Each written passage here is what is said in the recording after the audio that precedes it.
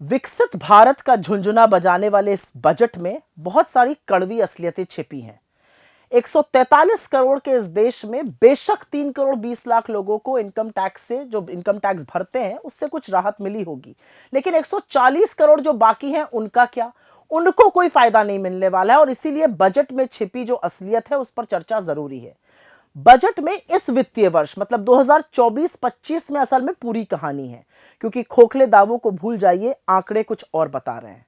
सबसे पहली बात, आर्थिक मंदी, सरकार इसको नकारती है। प्रमाण है रेवेन्यू रिसीट का 41,000 करोड़ से ज्यादा की गिरावट। टैक्स रिसीट करीब करीब 26,500 करोड़ की गिरावट हुई है।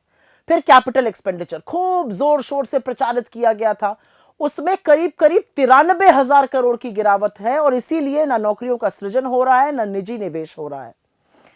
फिर सरकार ने क्या किया? सरकार ने स्वास्थ्य पर, शिक्षा पर, सामाजिक कल्याण पर, कृषि पर, ग्रामीण और शहरी विकास पर, और यहां तक कि नॉर्थ ईस्ट के डेवलपमेंट का जो फंड था उसमें भी भारी कटौती करी। हेल्थ का बजट जो था उसमें 1255 करोड़ रुपए काटे गए। एजुकेशन में तो करीब करीब 11,500 करोड़ काट दिए गए। सोशल वेलफेयर में 10,000 करोड़ से ऊपर काटे गए। एग्रीकल्चर, कृषि में करीब करीब 11,000 करोड़ काटे गए।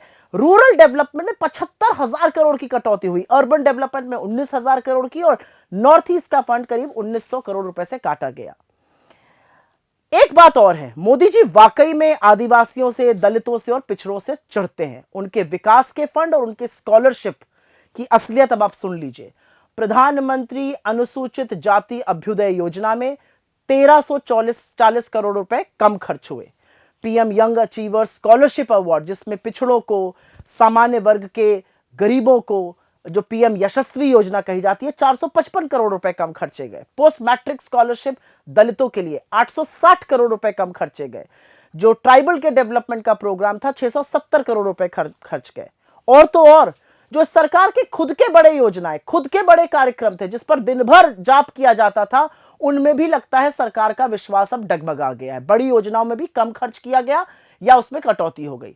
प्रधानमंत्री आवास योजना शहरी 16,501 करोड़ रुपए की कटौती हुई।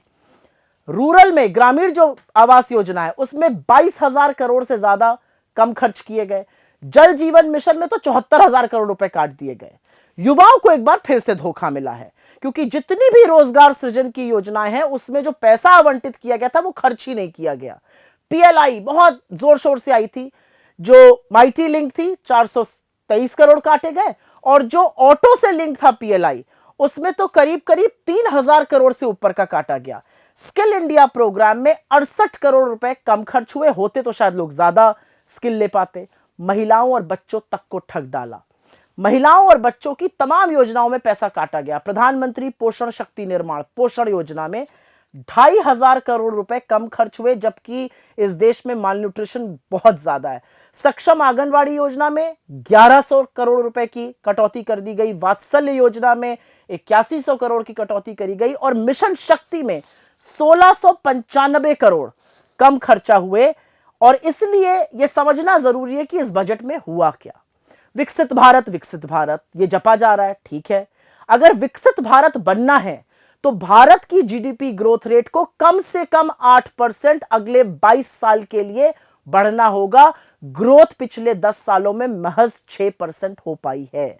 असलियत यह भी है कि इस बजट में रोजगार के सृजन के लिए, महंगाई को खत्म करने के लिए, ग्रामीण और शहरी विकास के लिए, आर्थिक असमानता को खत्म करने के लिए, मालन्यूट्रिशन को खत्म करने के लिए ऐसी कोई चीजें नहीं है जो सुई की नोक को उठाकर इधर से उधर करेंगी।